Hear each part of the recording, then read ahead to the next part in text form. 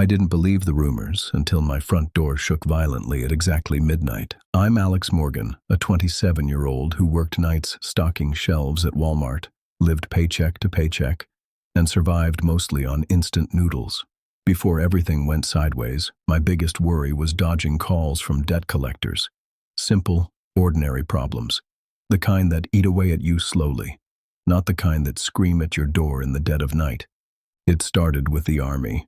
They sealed off every exit from the city overnight. Razor wire, armed checkpoints, and tanks idling menacingly at intersections. For your safety, the loudspeakers repeated. But safety never looked so much like imprisonment. We all joked nervously at first, tried to downplay it, pretended it was some routine drill. But drills don't typically end with soldiers firing warning shots when someone approaches a barricade. Then the phones went dark. All at once, screens turned blank, calls dropped mid-conversation, texts left unread forever. People started disappearing, quietly, like whispers carried off by the wind. Families woke up missing members, neighbors vanished overnight. When the drones started circling our neighborhood, buzzing low enough to rattle the window panes, we all knew something sinister had taken root. By the third night, the streets had emptied entirely, except for one man. I remember him clearly, pacing down Elm Street, yelling incoherently, his voice carrying a bone-deep panic. His screams pierced the silence, drawing us to our windows. No one went to him, no one stepped outside. We watched helplessly as black armored figures dragged him away into an unmarked van. His cries faded into muffled silence. Nobody slept that night. We started ignoring the curfew on the fourth day. It wasn't a choice. It was survival. My friends, Tyler, a lanky tech nerd with an obsession for conspiracy theories, and Marissa, a nurse whose tough exterior hid the stress fractures forming underneath, decided enough was enough. We covered windows with garbage bags and blankets, destroyed every security camera within reach, and barricaded ourselves inside my cramped apartment. "We can't trust anyone," Tyler kept saying, his voice barely above a whisper, eyes darting toward every shadow. "Especially the soldiers." Marissa taught us basic first aid and survival tactics she'd learned in disaster preparedness classes. Tyler set up makeshift alarm systems from broken glass and fishing line at the windows and doorways. My role was simpler: stay vigilant, stay awake, and listen. But nothing prepared us for the knocking. It started at exactly midnight, 3 deliberate taps on the door. Patient, calculated, almost polite. The knocks were impossibly loud, echoing like gunshots through the stillness. My stomach twisted painfully as adrenaline surged. Tyler signaled silence, pressing a finger to his lips, eyes wide with unspoken dread. "If you hear knocking, do not respond," Marissa whispered urgently, reciting a rule that had spread through frantic whispers among survivors. But rules don't make sense when someone's voice, familiar, desperate, scared, calls out from beyond the barrier. "Alex, please, it's me," came the voice. It was my mother's voice, trembling and frightened. "Impossible," Tyler mouthed. Marissa shook her head, gripping my arm tightly. "Don't answer." My mother had died 3 years earlier in a car crash. I had identified her body myself. Her voice now was identical, unmistakable, pleading softly through the door. "Alex, let me in.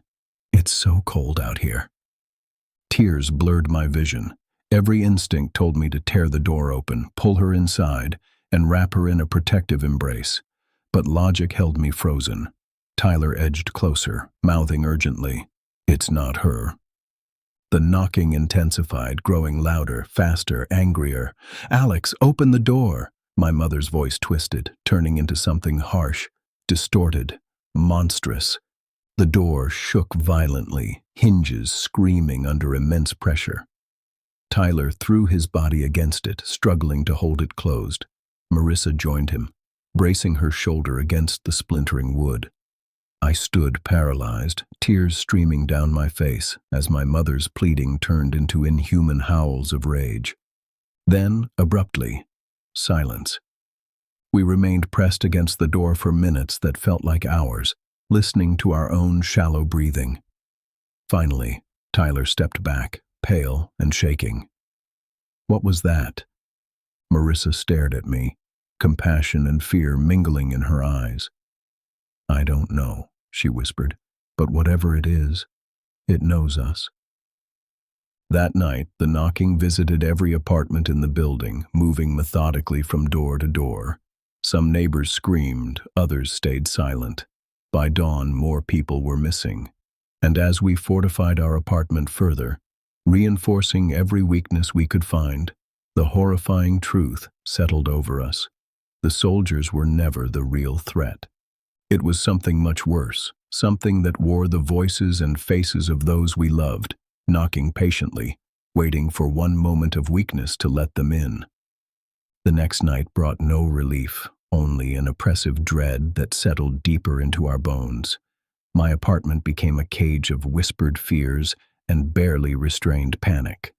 Tyler paced relentlessly, triple-checking locks, reinforcing barricades. Marissa sat quietly, sharpening a kitchen knife against a whetstone, her eyes fixed on nothing. My thoughts raced back to the knocking, to my mother's voice, twisted into something monstrous. Had I imagined it? Number. It was too vivid, too real. Her pleading tone still echoed painfully in my ears. Midnight approached again, each second ticking louder in our heads.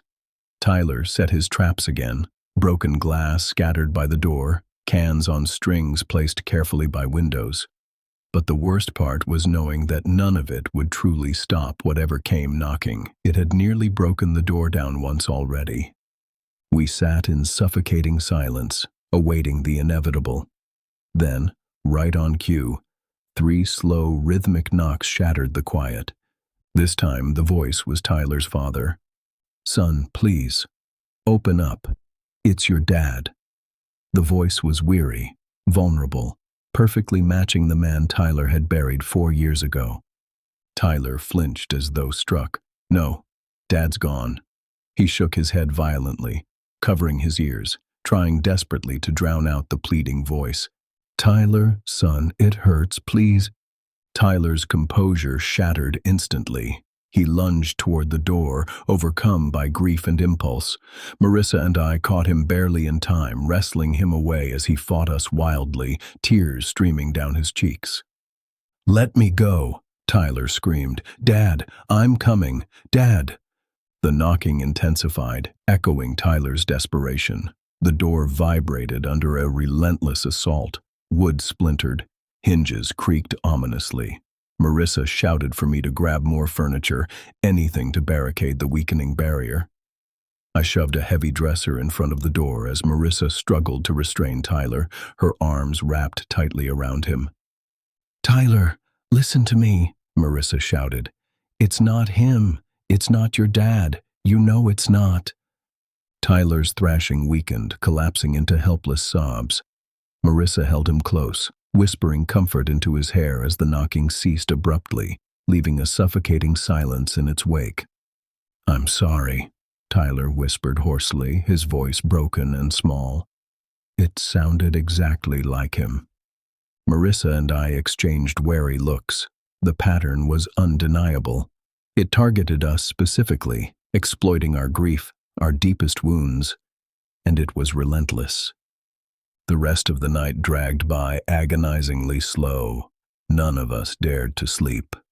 At sunrise, pale and exhausted, we found the courage to carefully open the curtains just enough to glimpse the street below. The neighborhood was a ghost town. Doors hung open, windows shattered, cars abandoned. Whatever was taking people, whatever was masquerading as our loved ones, it was succeeding. "Alex, look!" Marissa's voice was urgent. I followed her gaze down the street. Standing motionless on the corner was a figure, watching our building. I squinted, my blood freezing.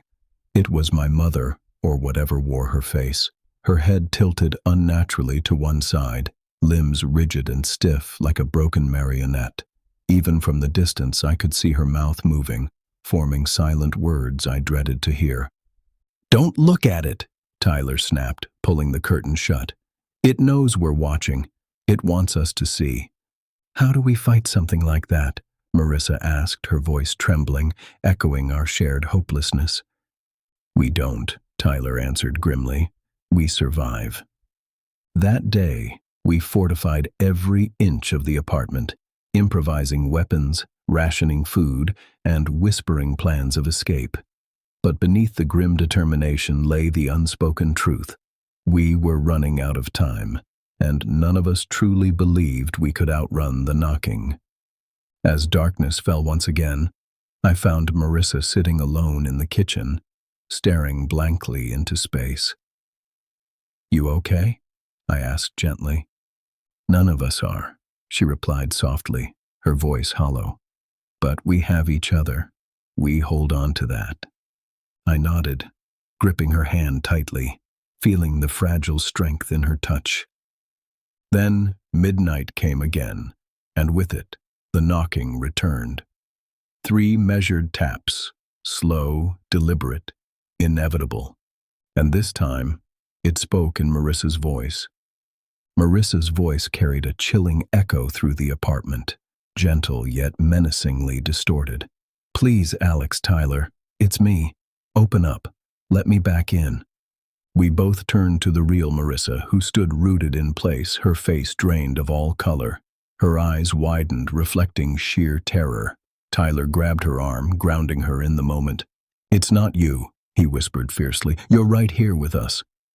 But the knocking persisted, each strike heavier, louder, more insistent. Alex, Tyler, I'm scared. It's so dark out here. Please, let me in. Marissa's twisted voice pleaded from behind the barricade.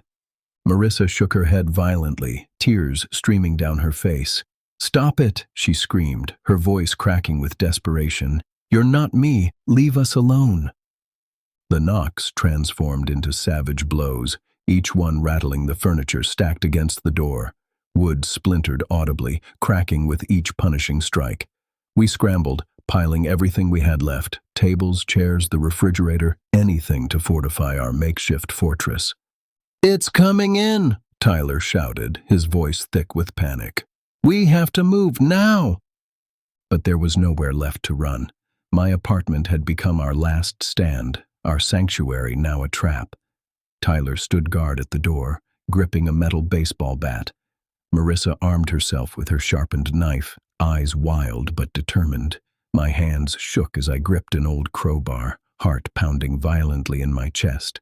Suddenly, the assault ceased, plunging us back into an eerie silence. I strained my ears, listening for the slightest movement outside. Seconds stretched into an eternity of silence.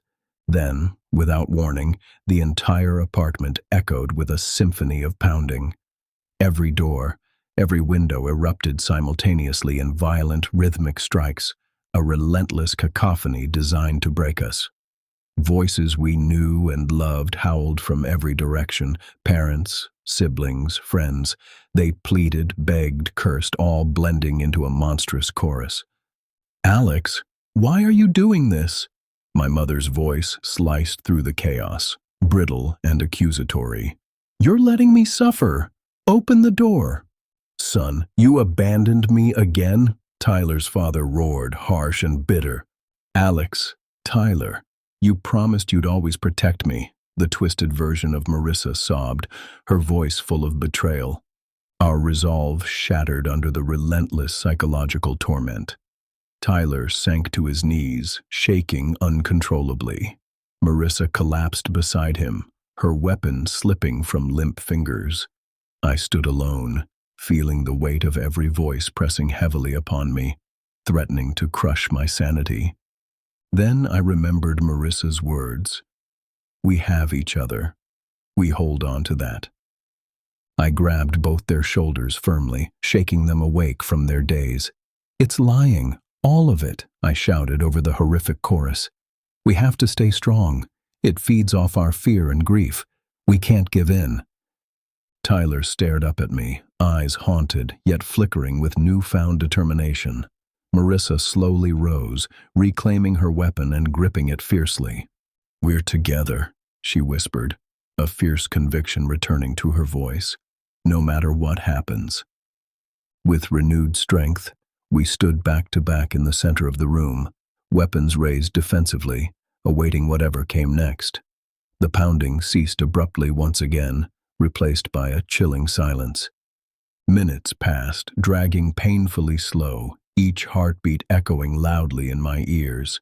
Then a single gentle knock broke the quiet. This time the voice that spoke was mine. "Alex," it murmured softly from the other side of the door, mimicking my own hesitant tone perfectly. "Open up. You can't hide from yourself forever." My skin crawled, my stomach lurched violently. The imitation was flawless, terrifyingly precise. But I stared at the door, defiantly addressing the twisted version of myself. "You're wrong," I called back steadily, fighting the fear clawing at my throat. "We're stronger than you think. You're never getting in." A heavy silence settled over the apartment, broken only by our collective ragged breathing. Eventually the false me spoke again, quieter now, a sinister resignation seeping into its voice. "We'll see about that." Then silence again. This time it felt different. Final, decisive, ominous. We stood guard until dawn broke, exhausted but alive. As daylight filtered cautiously through the gaps in our barricade, I knew the nightmare wasn't over. The city outside lay desolate, twisted beyond recognition, and filled with threats we couldn't yet imagine. But we were together, alive, resilient, unified. The monsters outside might wear familiar faces, speak in familiar voices, but we knew the truth. And as long as we held on to each other, we would survive whatever horrors knocked next. Don't miss the next story. Subscribe and turn on notifications so you're first to hear the next emergency warning.